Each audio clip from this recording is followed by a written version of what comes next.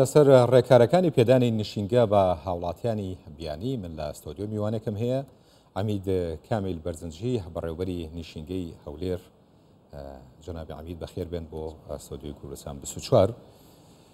ئەمەوێت بپرسم راپۆرتەکەمان بینی زانیاری زۆری تیابوو لەسەر مافی مانەوەی کرێکاری بیانی لە هەرێمی کوردستانە ئاماژە بۆەکات کە ژمارەیەکی زۆر لە کرێکاری بیانی گەڕاونەتەوە وڵاتەکانی خۆیان. ڕێوشوێنەکانی ئێوە گۆڕانکاری بەسەرا هاتووە یان ڕێنمایی نوێ هەیە یان هۆکار چیەمانەیە گەڕێنەوە وڵاتەکانی خۆس؟ ڕێوشێنەکانی ئێمە لە دوای دەرچوونی بڕیاری ژمارە 1970 بەڕێز جەنابی سەرۆکی حکوومەتی هەرێمی کوردستان ئەوە بوو کە ئەو پرۆسەیە کە نشینگەی پێدەدرێت دەبێت ڕەچاوی ڕێژەی دەستی کاری ناوخۆیی لە هەرێمی کوردستان بکرێت. ئێمە لە دەرچوونی بڕیارەکە و لێژنێکی باڵا دروست کرا بۆ جێبەجێکردنی ئەو بڕیارە کە لە پێکاتەکانی حکوومەت بەگشتی ئەوانی کە پەیوەستن بەم بابەتە مانەوەی نایاسایی لە هەرێمی کوردستان ڕێگە پێدراو نییە و ئەوانەشی کە لێرەن پێویستە دەستەبەر کرابن لە بەڕێوەبەراتی کار و دەستەبەری کۆمەڵایەتی و سپۆنسەرەکانیان دیار بێت و کاتەکانی کارکردنی ئەو کەسە بیانیانە کە لە هەرێمی کوردستان کارەکەن و ساڵانە پابەند دەکرێن بۆ ئەوەی کە پەڕاوەکانیان لە بەڕێوەبەراتیەکانی باج و کۆمپانیاکان بەگشتی و نوێکردنەوەی پەڕاوی کۆمپانیاکان و شوێنی کارکردنی ئەو کەسانە هەموو ئەمانە ڕەچاو کراوە بە مەرجی تەندروستیش بە هەمان شێوە بۆ ئەوەی کەسی بانی کە لێرەیە ئەگەر کەسێک جۆرە نەخۆشیەکی گوازراوی هەبێت بە پێی ڕێنمایەکانی وەزارەتی تەندروستی ئەو کەسە ڕێکاری تایبەتی لەگەڵ وەردەگیرێت. لەبەرەوە ئەو ڕێکارانەی کە لەلایەن حکوومەتەوە دانراوە بۆ ئەوەیە کە دەرفەتی کار زیاتر بۆ گەنجەکانی هەرێمی کوردستان بێ بەڵام وەکو لە راپۆرتەکەش بینیتان و بەپێی ئەو داتەوە ئامارانەی کە لای ئێمە هەیە لە بەڕێوەبەراتیەکانی نشینگە لە هەرێمی کوردستان دەرفەتی کار زۆرە بەڵام حکوومەتی هەرێم تەواوی هەلومەرجەکەی زەمینەی ڕەخساندووە بۆ ئەوەی گەنجەکان لە هەرێمی کوردستان خۆیان کارەکان وەربگرن و زۆرترین با بڵێن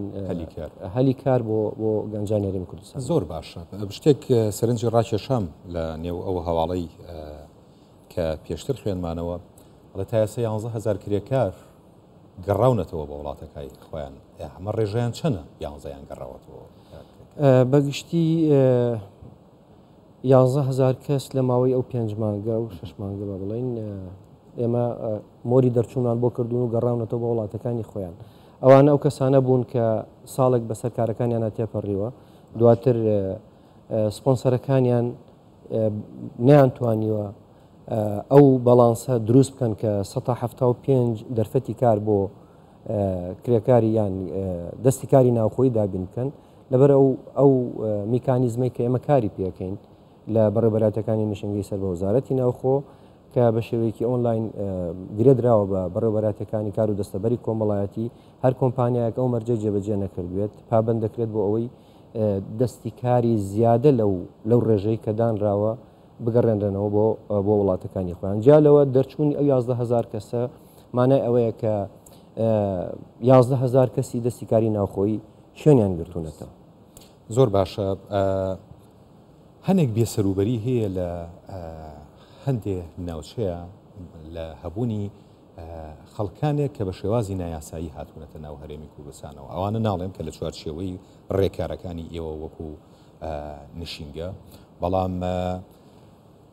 قاچاقچێتیە کرێت بەم کرێکارانەوە لە ناوچەکانی باشووری عێراقەوە هێنرێنە ئەم ناوچانەوە کۆمەڵی کێشە و گرفتی دروست کردو ئەمانە تا چەند بوون بەسەر ێشە بۆیەوە ئەو قاچاقچێ بەداخەوە لە سنووری پارێزگاکانی خواروی عێراق بە شوەیەکی لە ڕێگەی فڕۆکەخانەکانەوە داخلەکرێن یان لە مەرزەکانی باشووری عێراقەوە دێنە ناو عێراق لەوێشەوە دەرفەتە قۆزنەوە لە ڕێگەی قاچاقچەکانەوە بێن هەرێمی کوردستان و لە ماوەی ڕابردوودا هەندێک حاڵەتی شەبووە کە لە سنووری پارێزگای سلێمانیەوە بەداخەوە لەوێشەوە لە ڕێگەی باندەکانی قاچاقچێتیەوە بە خۆشحاڵیەوە بە ڕێزان لە بەڕێوەبەراتی نشینگەی پارێزگای سلێمانی هەماهەنگێکی ڕۆژانەی باشمان هەیە لەگەڵیان بۆ ڕێگریکردن لەم دیاردەیە بەڵام دیاردەکە لەوێشەوە هەیە و هەستەکەین کە لە سنووری پارێزگای سلێمانیەوە لە سنووری هەڵەبجە و ئەو شوێنانەوە بۆشاییەک هەیە بۆ هاتنی کەسانی بیانی بە شێوەیەکی نایاسایی بۆ هەرێمی کوردستان. خۆشتان نەزان کە هات هەرێمی کوردستان ئاسان دەتوانێت بێتە ناو پارێزگای سلێمانیان هەولێریان دەهۆ. مەبەستم لەوە بوو کە هەنێکیان لەسەر جادەکانە بینرێ سواڵەکەن، هەنێکیان هەنێک کارەکەن کاری سوزانن. ئێمە لێژنەی بەدواداچوونی قایمقامێتەکانی سنووری پارێزگاکانی هەرێمی کوردستان هەولێر و سلێمانی و هەڵەبجە و دهۆک بەیەکەوە چەند لێژنەیەکی فەرعی دروست کراوە بۆ ئەوەی کە ئەو دیاردەیە بە تەواوی بن بڕ بکرێت، چونکە هەرێمی کوردستان قوارەیەکی یاساییە و ڕێگە نادرێت کەسانی بە دەر لە یاسا بمێننەوە لێرە و چەند تیمێکمان دروست کردووە و ڕێکاری پێویستمان وەرگرتووە. باش باستان لەوە کرد کە ژمارەیەکی زۆر لە وڵاتان داوای ئەوەیان کردووە کە کرێکار یا دەستی کاری وڵاتەکانیان بۆ هەرێمی کوردستان بنێرە. ئێوە چۆن مامەڵە لەگەڵم بابەتە؟ ئێمە ڕێنمای نشینگەمان هەیە. ئەو ڕێنمایە کە بە ڕێنمایی ژمارەیەکی ساڵی 2021 وەرگیراوە لە یاسای ژمارە 76 ساڵی 2017 پەرلەمانی عێراق، ئێمە بەو ڕێنمایە کار دەکەین و هەستەکەین دەرفەتی کار زۆرە لێرە لە وڵاتانی بەگشتی دەرودراوسی خۆمان لە وڵاتانی سووریا و ئێران و تورکیا بەگشتی زۆرینەی دەستی کاری ناوخۆی لە وڵاتانە پێک دێت، لە کەسانی ئەو وڵاتانە پێک دێت و ئەوانە لە ڕێگەی سپۆنسەرەوە هەر کەسێک خاوەنکار بێت پێویستی بە کرێکار هەیە و ئێمە لە حکوومەتی هەرێمی کوردستان لە ماوەی هەر کەسێکی بیانی کە لێرە بێت تەنانەت ئەگەر پسپۆرێکی زۆر دەگمەن و تایبەتیشی هەبێ بە پێی ئەو بڕیارە و پێی ئەو ڕێنمایی کە دەرکراوە لە ماوەی 2 ساڵ دەبێ کەسە بیانێکە یان ئەو پسپۆری کە هەیەی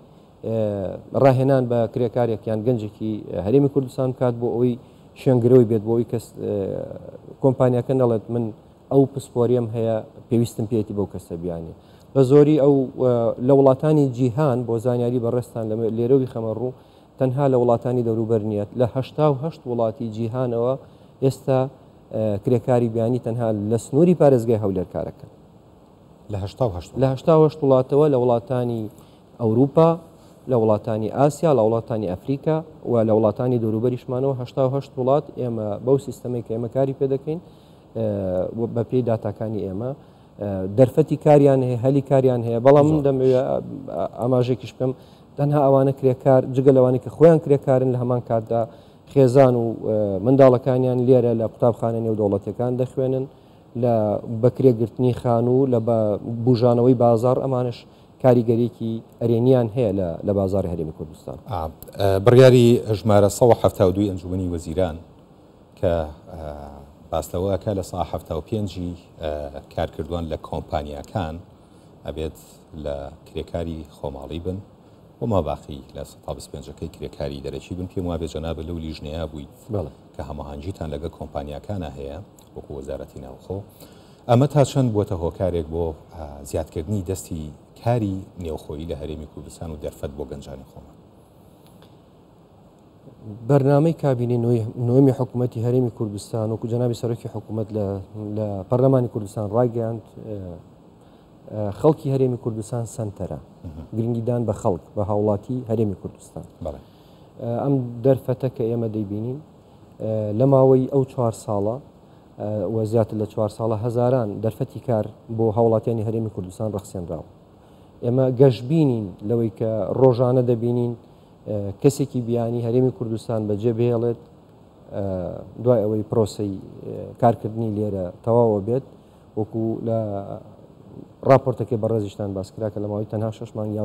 زیاتر لە 11,000 کەس هەرێمی کوردستانی بەجێهێشتووە 11,000 کەسی هاوڵاتی هەرێمی کوردستان تەنها لە سنووری پارێزگای هەولێر شوێنگرەوەیان بوون. دەرفەتی باش حکوومەت ئەوەی لەسەرە کە زەمینە سازی بکات بۆ ئەوەی دەرفەتی کار بۆ هاوڵاتیانی هەرێمی کوردستان بڕەخسێنێت و لە هەمان کاتدا باڵانسێکی شەبێ بۆ دەستی کاری بیانی بۆ ئەوەی ئەو پسپۆریانەی کە ئێمە شارەزاییمان لێ نییە هاوڵاتیانی ئێمە گەنجان ئێمە شارەزان لێ نییە لە بەخۆشحاڵیەوە دەرفەتی کاری زیاتریان بۆ بڕەخسێت. بەڕێز عەمید کامیل بەرزنجی بەڕێوەبەری نیشینگەی هەولێر زۆر سپاس.